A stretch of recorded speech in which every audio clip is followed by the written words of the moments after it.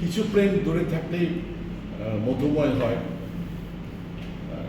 কাছে তো যেতে চাই, কিন্তু হয়তো সময় আসেনি এখনো, নাকি আসছে তাও জানি না। এবং কিছু করতে চাই, এটুকু বাস্তব সত্য কথা। কিন্তু নোংরামি করার জন্য আমি মোরসানি যাব না, ওই 1 কোটি খরচ করার জন্য আমি মোরসানি যাব না। আমি শিল্পী সমিতিকে ক্যাশ করে মাল কামাবো, আমিও মোরসানি যাব না। আমি শিল্পী সমিতির জন্য যেতে চাই। কোনো এক সময় আমি শিল্পী সমিতির প্রেসিডেন্ট হতে চাই, একটি মাত্র কারণে, শিল্পী সমিতি যেন আমার কর্মের একটা অংশ না হয়, টাকা উপার্জনের একটা মাধ্যম না হয়। কোনো মেয়ের দৃষ্টি তীক্ষ্ণই যেন আমি মোরসানি না হই। হয়তোবা আমার সময় আসেনি, হয়তোবা আসছে, আমি ঠিক জানি না, কিন্তু মনটা কাঁদে। আজকে এই যে করুণ দশা, মনটা কাঁদে। আর কিছু কিছু মানুষের তো আমি দেখছি, মানে ব্যালেন্স করার জন্য অন্য অন্য জায়গায় করার জন্য সমিতিটাকে ইউজ করছে। বুঝি কিন্তু কোনটা পানি, কোনটা কি সুরা, কোনটা পানি, কোনটা সুরা, সবই বুঝি, রাইট?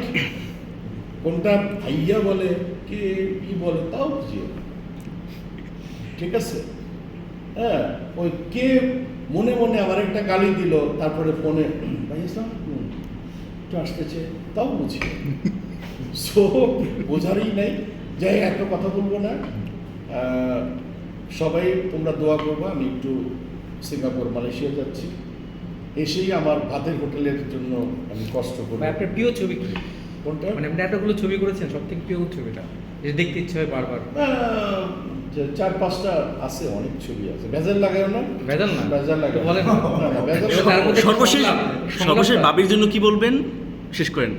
এই যে দূরত্ব দূরে গেলেও ভালোবাসা থাকে। এই দূরত্ব নিয়ে আমার একটা কথা আছে, সেটা হচ্ছে এই যে আপনি যেভাবে চিন্তা করছেন, নেগেটিভ যারা বলে ওদেরকে দেখছেন, এরকম কি হইতে পারে না যে অমর সানি মৌসুমীকে মানুষ প্রচন্ড ভালোবাসে, তারা চায় যে সর্বক্ষণ তারা একসঙ্গে থাকুক? আমিও চাই। হ্যাঁ, এটার জন্যই আসলে তারা কথা বলে যে কেন নাই, কেন না না। না না, আমরাও চাই। হ্যাঁ, আমিও চাই।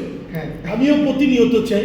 আলহামদুলিল্লাহ, আমরা মানে আমি আল্লাহর কাছে বলি যে আল্লাহ আমার শাশুড়িকে সুস্থ করো, আমার মেয়ের পড়াশোনার সেমিস্টারগুলি হোক, একসাথে হব। এবং আমিও চাই না যে দূরত্ব মানুষকে দূরেই ঠেলে দেয়। সো আমি দূরত্ব পছন্দ করি না, কাছেই থাকতে চাই। এবং যেটা নিয়ে আমি শেষ করতেছিলাম সেটা হচ্ছে যে ঈদের সময় তোমাদের দাওয়াত দিলাম, আমি চাপলা শ্বশুর বাড়িতে থাকবো। আরেকটা ব্রাঞ্চ আমি করছি হিমায়তপুরে, ওই ভাতের হোটেলে। কারণ আমি এটা খুব এনজয় করি, কেন জানো?